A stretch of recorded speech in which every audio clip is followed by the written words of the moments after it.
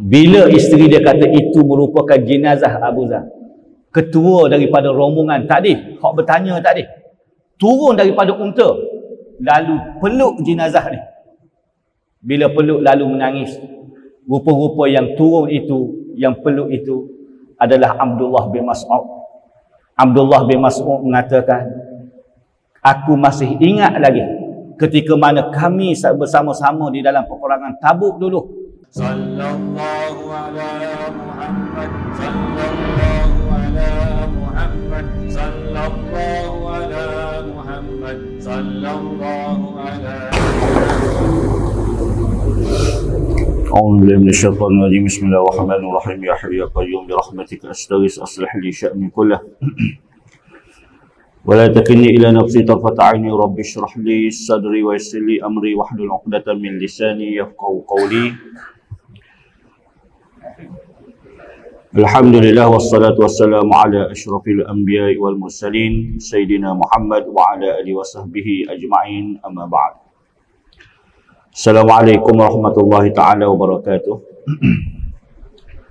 Yang dihormati pengurusi, seluruh ahli atan kuasa, Tuan Imam serta muslimin dan muslimat, hadirin dan hadirat.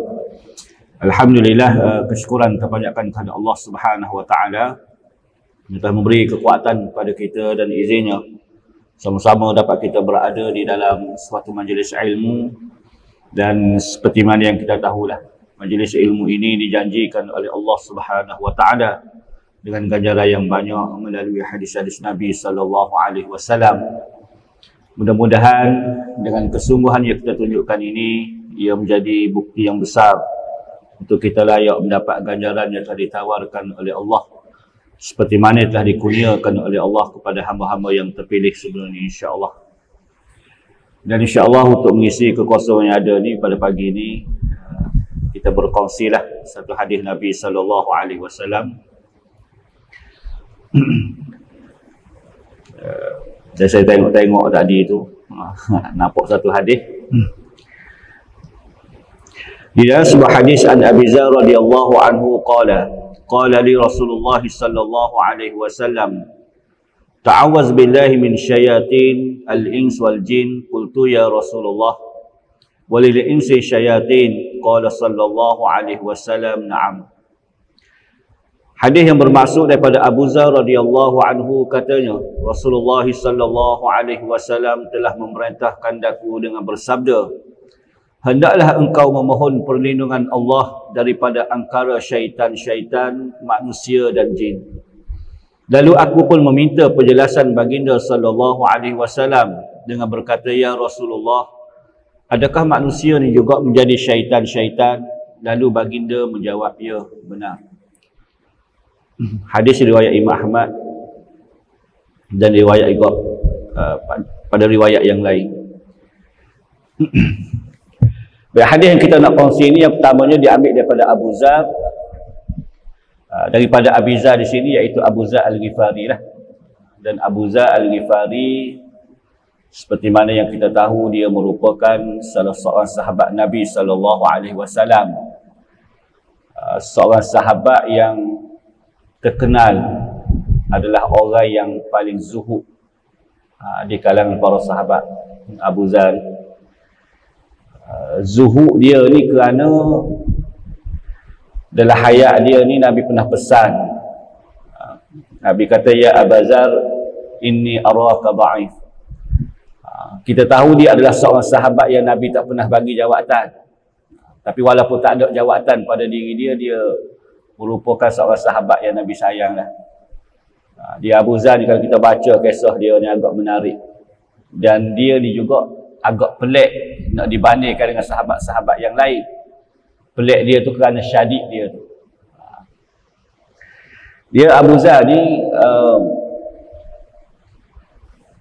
ketika mana Nabi SAW lantik orang lain ke jawatan tu, bagi jawatan ni pada orang ni, bagi jawatan tu pada orang ni, dia pergi tanya pada Nabi, dia kata, ya Rasulullah, orang ni diberi jawatan tu, orang ni diberi jawatan ni, maka pada diri aku ni apa yang ada, wahai Rasulullah? Walaupun taklah dia minta jawatan itu secara direct, tapi cara dia bertanya seperti mana dia nak pada jawatan tu. Jadi bila dia tanya begitu, maka Nabi kata, wahai Abu Zar, inni araka dha'if. Ya Abu Zar, inni araka dha'if. Sesungguhnya aku tengok kamu ni adalah orang yang lemah. Nabi pesan pada diri dia, oleh kerana aku tengok kamu ni adalah orang yang lemah, maka janganlah kamu pegang pada jawatan dan janganlah kamu memegang amanah harta anak yatim. Maka daripada pesanan Nabi inilah dia dapat didik diri dia menjadi orang yang paling zuhud di kalangan para sahabat Nabi SAW. Dia walaupun tak diberi jawatan tu, dia adalah orang yang dekat di hati Nabi. Kalau tuan-tuan baca dalam peperangan, dalam satu peperangan, dia peperangan Tabuk, bila mana tentera Islam dan Nabi SAW keluar daripada Madinah nak menuju ke Tabuk. Dalam perjalanan ni, sampai satu tempat Nabi suruh rehat. Bila tengah duduk rehat ramai-ramai ni, tiba-tiba Nabi perasan dalam ramai-ramai yang ada ni, Abu Zar ni tak ada. Sehingga Nabi bertanya, ke mana Abu Zar ni? Tak datang dalam peperangan. Maka sahabat tengok di antara satu sama lain, tengok, tak ada sungguh. Tiba-tiba ada seorang sahabat kata, wahai Rasulullah, ada nampak kelibat seseorang yang sedang berjalan menuju ke tempat kita rehat ni. Siapa dia tak tahu kerana jauh lagi. Kelibat orang tu nampak. Maka bila Nabi tengok, Nabi kata, kun Abazar, kun Abazar, kun Abazar.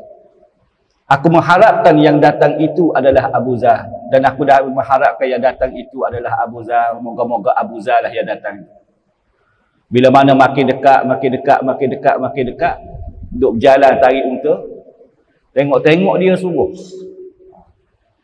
Dia sungguh. Lalu Nabi kata, wahai Abu Zar, kerana apa kamu ni lambat? Orang dah bergerak dengan satu kumpulan, dah sampai di satu tempat, sedang rehat, tiba-tiba kamu ni baru sampai. Abu Zar kata, ya Rasulullah, unta aku ni tua, wahai Rasulullah. Jadi bila aku tunggang dia berjalan lambat. Jadi aku nak suruh cepat, aku turun daripada unta aku tarik unta aku ni pun baru sampai, kata dia.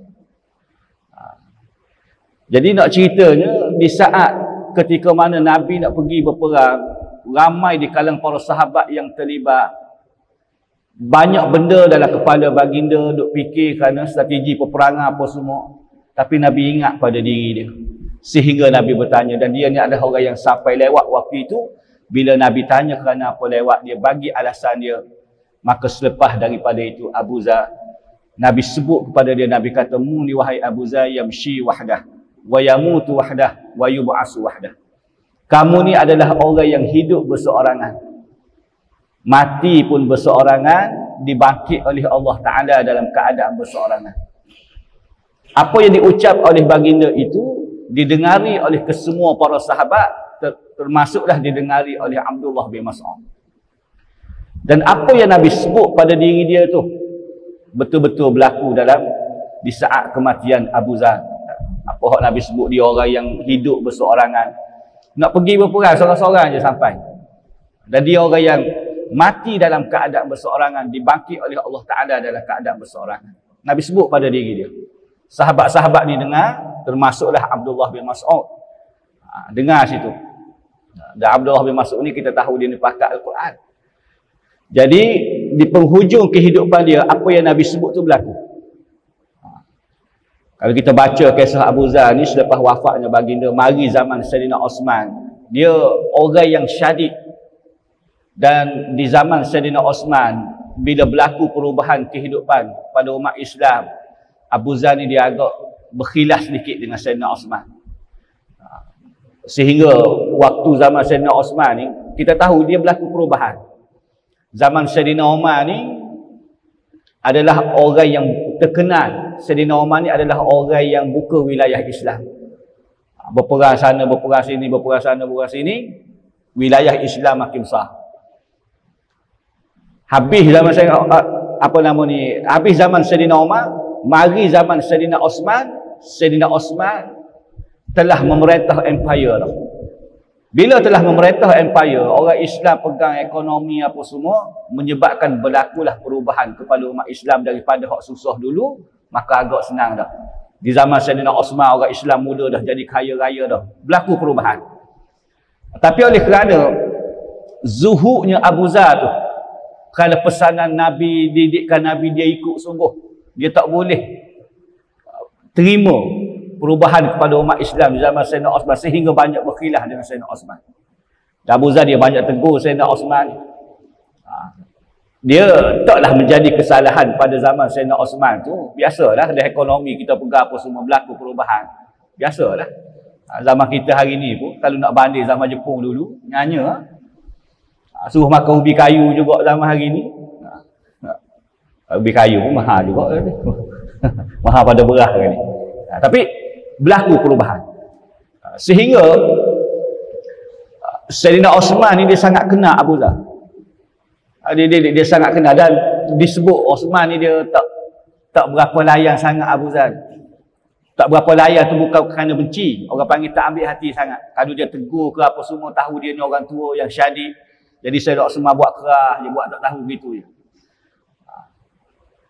Dan tak boleh terima dia di zaman Sayyidina Osman, sehingga riwayat menyebut ketika mana berselisih dengan para sahabat yang lain, orang tepuk bahu dia ni Abu Zar.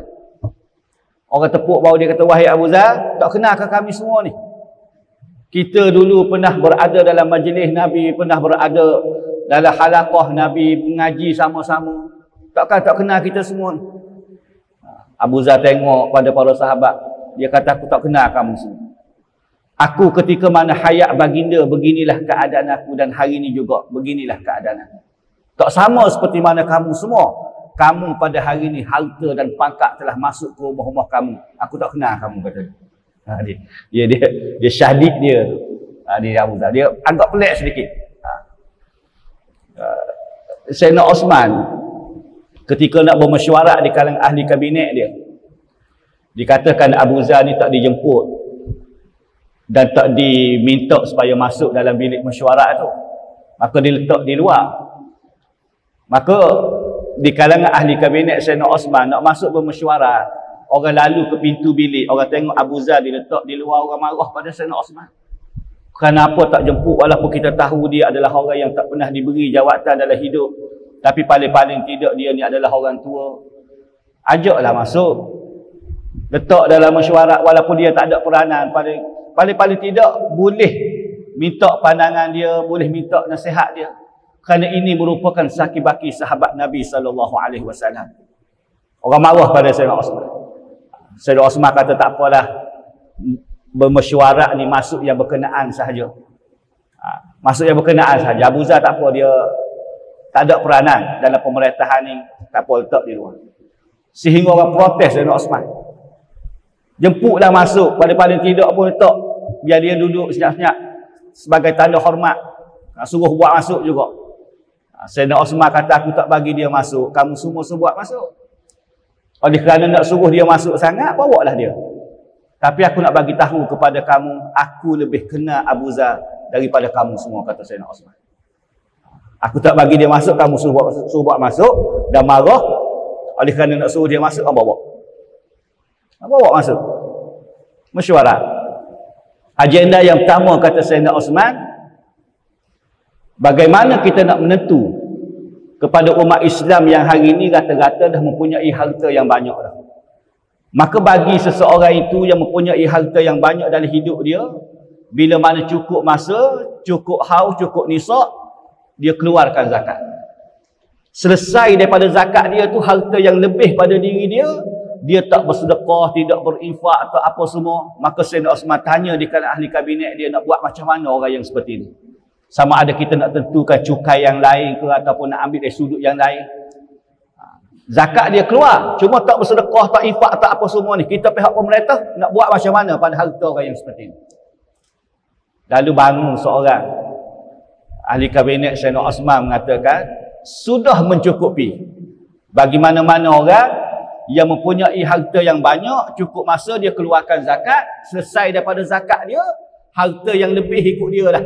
Dia nak sedekah ke, dia tak nak sedekah, nak infak tak nak infak, itu hak dia. Dia nak dekatkan diri dia dengan Allah Ta'ala, dia sedekah, dia tak nak ikut dia, itu hak dia. Kita pihak pemerintah tak boleh ganggu dah harta orang yang seperti ni. Kecuali seseorang tu mempunyai harta yang banyak tapi dia tak keluar zakat. Kita pihak pemerintah kena memerangi orang yang seperti ni. Bila bangun ahli kabinet Sayyidina Osman kata sudah mencukupi hanya keluarkan zakat saja. Abu Zar dia tak boleh dengar. Orang hidup ni macam nak simpan harta nak apa, dia orang yang zuhud. Sehingga disebut dalam riwayat tu, bangun Abu Zar ni, ambil tongkat, pukul orang ni. Dia pukul sambil-sambil cocok. Dia baca ayat Al-Quran, dia kata mu tak tahu ke? Al-Quran menyebut wa yut'imuna at-ta'ama 'ala hubbihi. Allah Ta'ala perintah dalam hidup ni bagi makan pada orang. Ada duit, ada harta, ada bagi makan pada orang. Dan makanan yang kamu nak bagi adalah makanan yang kamu suka. Wa yuksiruna 'ala anfusihim. Dalam hidup ni Allah Ta'ala suruh lebihkan diri orang lain daripada diri sendiri. Dia sambil baca Quran dia pukul orang. Lalu Sayyidina Osman kata, aku tak bagi dia masuk, kamu semua buat masuk tadi.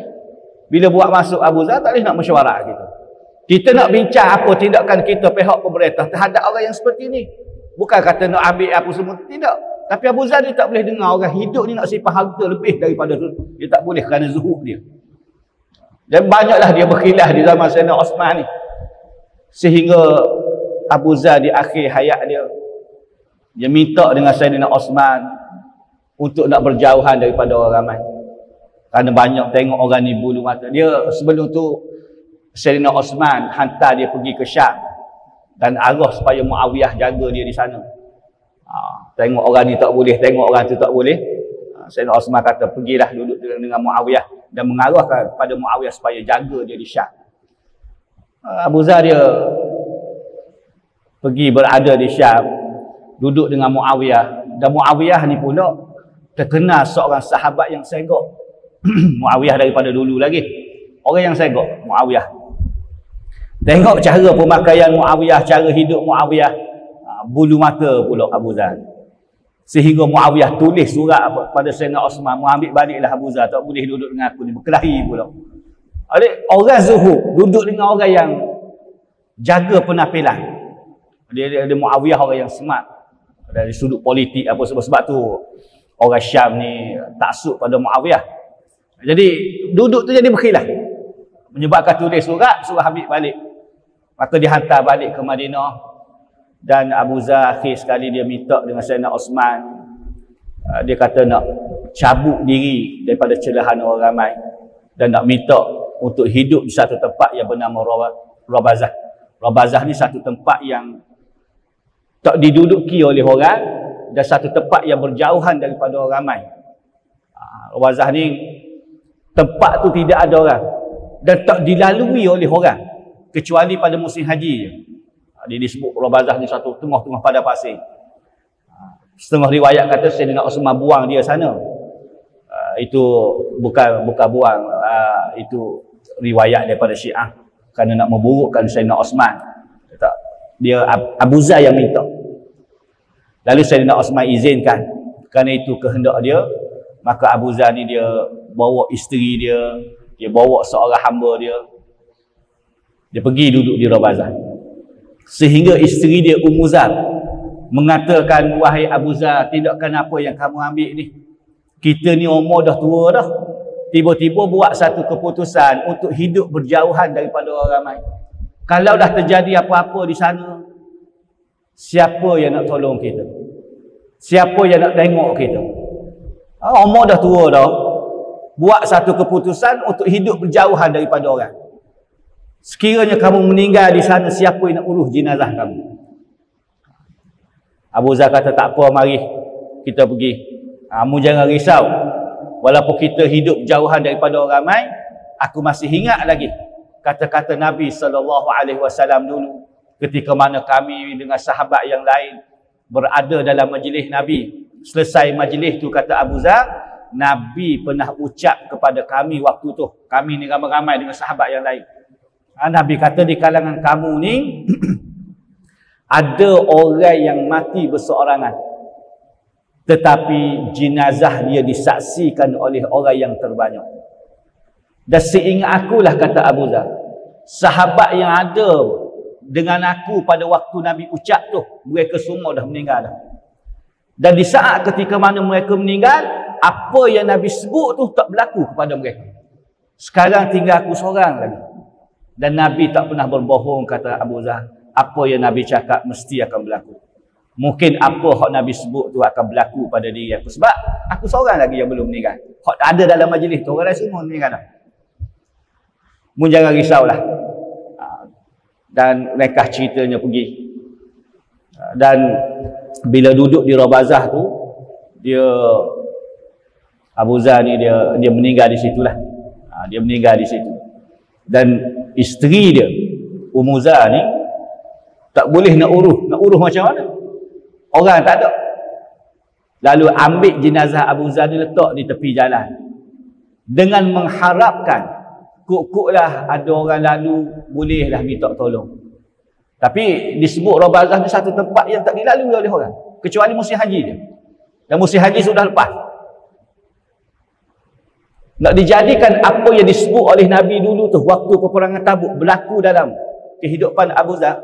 Bila dia mati ni, isteri dia ambil jenazah dia letak di tepi jalan. Duk tunggu orang kok-kok. Ditakdirkan oleh Allah, muncul sekumpulan rombongan yang besar yang nak pergi ke destinasi mereka, terpaksa mengambil jalan pintas untuk lalu ke kawasan tu. Bila lalu sekumpulan rombongan yang besar ni, tiba-tiba nampak seorang wanita yang berada di sisi mayat, duduk di tepi jalan. Lalu ketua daripada rombongan itu bertanya, jenazah siapakah ini? Maka isteri Abu Zar kata, pada hari ini telah meninggalnya saki-baki sahabat Nabi SAW, iaitu Abu Zar Al-Ghifari, telah meninggal pada hari ini.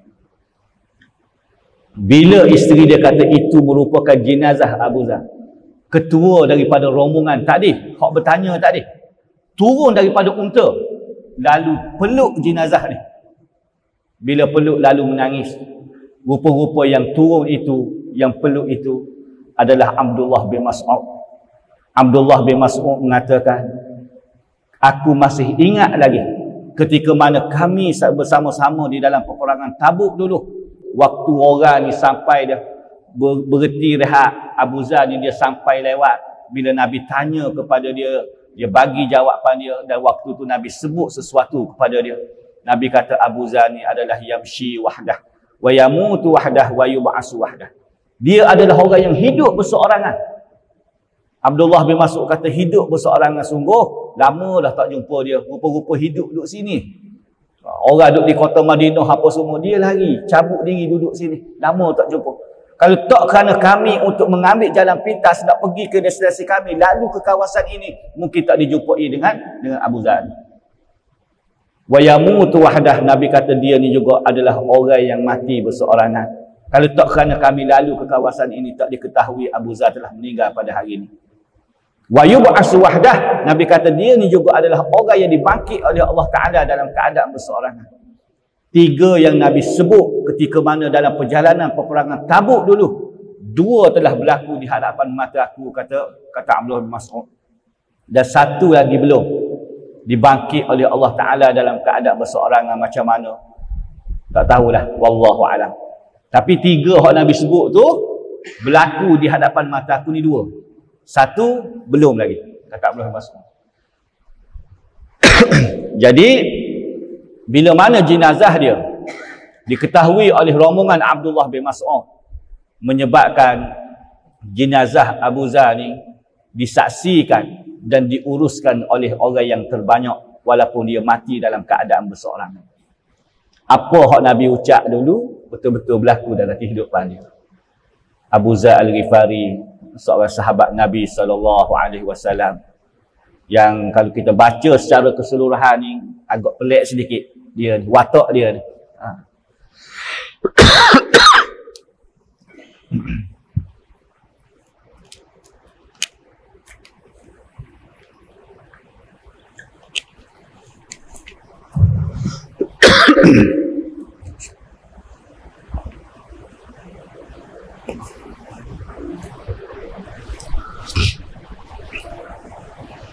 Saya rasa Tak sempat nak ulah tentang matan hadis. Tak apalah, kita ambil pengajaran pada kisah yang seperti ini. Walaupun apa yang didengari dengan sebahagian kisah Abu Zar, kita nampak dia ni macam orang yang straight, orang yang slow. Tapi kalau baca di zaman sebelum keislaman dia ni, Abu Zar ni dia di kalangan Bani Ghifar. Sebab tu disebut sebagai Abu Zar Al-Ghifari. Bani Ghifar ni satu bani, satu puak yang khija dia ni Qat'ut Tariq. Qat'ut Tariq ni perampok jalanan. Dan penempatan mereka ni sangat strategik. Mereka berada di tengah-tengah di antara Mekah ke Syam, Mekah ke Madinah, Mekah ke Syam. Penempatan mereka ni duduk tengah-tengah. Jadi pedagang daripada Mekah nak pergi berdagang ke Syam, mereka akan lalu ke kawasan dia. Nak pergi ke Madinah pun orang akan lalu ke kawasan dia. Rata-rata di kalangan Bani Ghifar ni, khija dia ni Qat'ut Tariq. Dia merampok ataupun tak rampok barangan pedagang itu, walaupun kalau tak rampok sekalipun mereka akan minta tip, mana cukai. Mana rampok tengah-tengah lah, tahan. Dan disebut Abu Zar tu salah seorang di kalangan mereka yang khija dia dulu ni merampok. Kepakaran Abu Zar dalam merampok ni, satu batang tubuh dia boleh merampok dengan satu kabilah. Batang tubuh dia tu dia boleh rompok satu kabilah. Kepakaran dia. Ni Abu Zar. Ni sebelum keislaman dia lah. Walaupun kita nampak, kita cerita zaman Islam dia orang yang slow tu, tapi itu asal dia. Dia bila mana sampai satu hari itu dah cara hidup dia. Sampai satu hari bila mana dia mendengar Nabi SAW diutuskan di Mekah. Di Abu Zar ni disebut, sebahagian mengatakan dia ni ateis. Orang yang hidup tak bertuhan. Kerja ni, hidup ni bekerja je. Cari makan. Jadi dia tak terlibat dengan amalan jahiliah, menyembah berhala apa semua. Jadi tidak ada ketaksupan pada Tuhan. Mana-mana Tuhan pada diri dia ni menyebabkan dia ni mudah untuk nak terima Islam. Sampai satu hari dia mendengar cerita yang seorang pemuda mengaku menjadi Rasul di Mekah. Abu Zar dia tertarik dalam hal ni, sehingga dia minta abang dia Unais untuk pergi tengok keadaan pemuda tu macam mana. Maka dia katakan abang dia ni pergi ke Mekah. Oleh kerana pada waktu itu dakwah sirriyah, dakwah secara tersembunyi oleh Nabi SAW, maka agak payah untuk direct dengan Nabi. Maka menyebabkan tanya kepada orang sekeliling, Muhammad ni macam mana. Orang ceritalah Muhammad dikenali dengan orang yang amanah, dengan orang yang jujur, dengan orang yang benar, apa semua perangai yang elok. Maka Unais ni balik ke Bani Ghifar dan bercerita kepada Abu Zar keadaan pemuda yang mengaku jadi Nabi ni begini, menyebabkan dia ni timbul rasa tertarik dengan Nabi SAW. Jadi Abu Zar, oleh kerana maklumat tak mencukupi lagi, menyebabkan dia tinggal di kalangan Bani Ghifar, dia pergi ke Mekah. Bila dia pergi ke Mekah, dia tanya orang ni, di mana Muhammad? Tanya orang tu, tanya orang ni, tanya orang tu, tanya orang ni, sehinggalah dia dapat berjumpa dengan Sayyidina Ali. Dan Sayyidina Ali lah yang bawa dia pergi menghadap Nabi SAW. Dan Abu Zar bila dia tengok perwatakan Nabi, dia tengok Nabi sendiri di hadapan mata dia, maka dia mengatakan, ya Muhammad, aslim. Islamkan aku. Mudah aja dia. Daripada seorang yang watak peropok, kerja, tengok batang tubuh Rasulullah dan tengok gaya Rasulullah itu di hadapan mata dia, tak bercakap banyak, mengatakan, ya Muhammad, aslim ni, Islamkan aku. Sehingga Nabi Islamkan dia. Dan bila Nabi Islamkan dia, Nabi pesan, wahai Abu Zar, kamu baliklah ke tempat kamu, duduk diam-diam.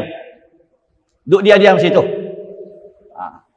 Jangan zahirkan tentang keislaman kamu. Sehinggalah sampai satu masa bila mana kamu mendengar kami berada di Madinah pada waktu itu, maka muncullah diri kamu, kerana pada waktu itu kita sudah kuat, kata Nabi. Tapi buat masa ni, kerana dakwah sirriyah, senyap dulu. Balik ke tempat kamu, duduk senyap-senyap. Nabi pesan begitu. Dan riwayat sebut bila Nabi pesan, Abu Zar ni dia, waktu dia balik, dia tak balik direct ke Bani Ghifar tu. Dia singgah ke Masjidil Haram. Dulu pun dipanggil Masjidil Haram dah kerana diasaskan oleh Nabi Ibrahim alaihissalam. Bila dia pergi ke Masjidil Haram, di hadapan Kaabah, di situlah pembesar-pembesar Quraisy ini duduk lepok situ. Kerana mempunyai berhala yang besar apa semua di situ. Dia pergi di hadapan orang duk berkumpul dia, di kalangan pembesar Quraisy. Abu Zar ni dia kata, ya ma'syaral Quraisy, inni asyhadu an la ilaha illallah wa anna Muhammadar Rasulullah. Nabi suruh balik. Wahai Abu Zar, mu peluk Islam dah, balik ke tempat kamu, duduk senyap-senyap. Sampai satu masa bila mendengar kami berada di Madinah, kamu muncullah diri kamu. Maka waktu tu kita ni sudah kuat, kata Nabi. Tu pesan Nabi. Dia paling belakang, nak perjalanan balik, sempat lagi dia singgah ke Masjidil Haram. Nabi suruh senyap, dia nampak pembesar Quraisy duk beripun, dia istihar situ pula. Nabi pesan suruh senyap. Dia kata, ya ma'syaral Quraisy, wahai golongan Quraisy, sesungguhnya aku bersaksi bahawa tiada Tuhan melainkan Allah dan Muhammad ini pesuruh Allah. Sehingga disebut di kalangan pembesar Quraisy rasa tercabar. Maknanya kita ni kalau dalam bahasa, kalau kita duduk ramai-ramai ni, tiba-tiba mari orang duduk cabar, orang kata bangun nak marah kita ni, sehingga mana tepuk latai ni, bangun dan belasah Abu Zar. Maknanya Quraisy nak marah siapa tahap tu. Sehingga mereka mengatakan, najis mana pula mari duk mengaku jadi pengikut Muhammad ni. Tepuk, bangun di kalangan Quraisy, belasah Abu Zar. Sehingga bila orang belasah dia ni, Al-Abbas, pok saudara Nabi ni. Al-Abbas ni dia ketua pedagang Mekah. Jadi kena Abu Zar ni. Tak diriwayatkanlah dia pernah kena pau ke kena minta duit tip ke apa semua, tak. Tapi dia ni ketua pedagang Mekah. Abu Zar di kalangan geng perokok barang-barang pedagang. Jadi Quraisy tak kenal Abu Zar. Bila orang belasah dia apa semua, Al-Abbas dia tengok Abu Zar dia belasah, Al-Abbas mengatakan, celaka di kalangan Quraisy, kamu nak bunuh salah seorang di kalangan Bani Ghifar ni. Mu bunuh orang ni tak berniaga kita. Al-Abbas kenal dia, bebaskan dia, jangan bunuh dia di kalangan Bani Ghifar ni.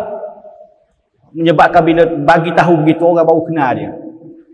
Dia geng-geng perokok, heran apa dia. Maka Abu Zar bila dia balik ke tempat dia, dia mengislamkan separuh di kalangan Bani Ghifar, dan separuh lagi di kalangan Bani Ghifar ni tangguh dulu tentang keislaman tu. Sehinggalah sampai bila mana berhijrah ke Madinah, Nabi berhijrah ke Madinah, dia bawa yang separuh ni pergi menghadap Nabi di Madinah, Islam beramai-ramai di hadapan Nabi SAW. Secara keseluruhan, majoritinya di kalangan Bani Ghifar ini memeluk Islam, hasil daripada dakwah Abu Zar Al-Ghifari. Sebab tu walaupun terkenal di kalangan Bani Ghifar ni adalah golongan yang hijau merompok, tapi ada doa kepada mereka. Nabi pernah berdoa, Nabi kata, moga Allah Ta'ala kurniakan kesejahteraan kepada Bani Ghifar ni, kerana keseluruhan majoriti di kalangan mereka ni peluk Islam. Selepas pada berlaku hijrah apa semua, hak separuh lagi peluk Islam pada waktu tu, hasil daripada dakwah Abu Zar Al-Ghifari. Apa yang kita boleh ambil pengajaran? Itulah kehidupan. Walaupun kita nampak watak dia ni seorang perampok apa semua ni, bila mana dia ni peluk Islam dengan pesanan Nabi SAW, Abu Zar dia dapat didik diri dia menjadi orang yang paling zuhud di kalangan para sahabat Nabi SAW. Dan itu kehidupan. Kadang-kadang seseorang bermula hidup dengan keadaan kegelapan, tapi di penghujung kehidupan dia berubah hidup dia lebih soleh daripada kita yang tak pernah hidup dalam keadaan kegelapan. Berbagai-bagai cara kehidupan orang. Cuma dalam hidup ni kita diminta supaya bergerak lebih baik. Apa yang kita cari adalah penghujung kehidupan kita tu dalam keadaan husnul khatimah. Bermula macam mana hidup kita, pada setiap orang ada kisah tersendiri. Cuma kita diminta supaya bergerak lebih baik. supaya perakhiran kehidupan kita itu adalah perakhiran yang husnul khatimah. Kita daripada orang yang tak belajar mungkin, bila mari penghujung kehidupan kita adalah orang yang mengaji, orang yang belajar. Orang yang suka belajar waktu muda pun tak belajar dah waktu tu. Tapi kita yang tak suka pada mula boleh belajar sehingga akhir hayat kita. Maknanya mencari kehidupan. Itulah adalah kehidupan. Dan banyak lagi kisah-kisah yang seperti ini yang dapat mengubah kehidupan dengan agama, dengan Islam itu sendiri, mengubah kehidupan seseorang. Apa yang penting dalam kehidupan kita ni, kita bergerak tilkal ayyam. Demikianlah Allah Ta'ala jadikan hari-hari silih berganti dalam hidup manusia supaya mencari kebaikan, mengumpul kebaikan. Fastabiqul khairat, berlumba-lumba mencari kebaikan dalam hidup. Apa yang penting, penghujung kehidupan kita itu adalah penghujung yang baik. Penghujung yang baik.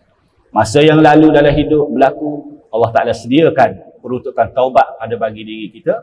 Dalam masa yang sama berubah kehidupan kita, insya-Allah. Mudah-mudahan ia memberi manfaat kepada kita bersamalah dengan kisah Abu Zar Al-Ghifari, dan dengan kisah tu juga kita dapat timbulkan rasa kasih kita, cinta kita kepada generasi para sahabat Nabi sallallahu alaihi wasallam. Imam Syafi'i bila dia tengok Imam Ahmad bin Hanbal, kerana solehnya Imam Ahmad bin Hanbal, Imam Syafi'i kata uhibbus salihin wa lastu minhum la'anni an anala bihim syafa'ah. Aku sayangkan orang-orang yang soleh sekalipun aku ni bukan daripada kalangan mereka. Ni ucapan tawadhu' Imam Syafi'i lah. Kita tahulah kedudukan Imam Syafi'i itu. Tapi dia kata aku sayangkan orang-orang yang soleh walaupun aku ni bukan daripada kalangan mereka. Dengan mudah-mudahan aku sayangkan kepada orang-orang yang soleh ni, aku mengharapkan di hari akhirat kelak aku mendapat syafaat daripada mereka, kata Imam Syafi'i. Ni bukan soleh saja tak, di sahabat Nabi SAW. Jadi bila kita dengar kisah-kisah orang yang dijamin syurga, orang-orang yang soleh, orang yang dekat dengan Allah Ta'ala, maka kita perlu lahirkan rasa kasih kita kepada mereka. Mudah-mudahan di hari akhirat kelak sikit sebanyak kita dapatlah tumpang syafaat daripada mereka, kerana mereka adalah orang yang dijamin syurga oleh Allah Ta'ala. Di antaranya salah seorang iaitu Abu Zar Al-Ghifari, insya-Allah. Oleh kerana 7.30 dah, tak sempat nak hurai dah tentang mata hadis ni. InsyaAllah kalau ada masa yang lain kita akan sambung balik tentang perihal hadis ni.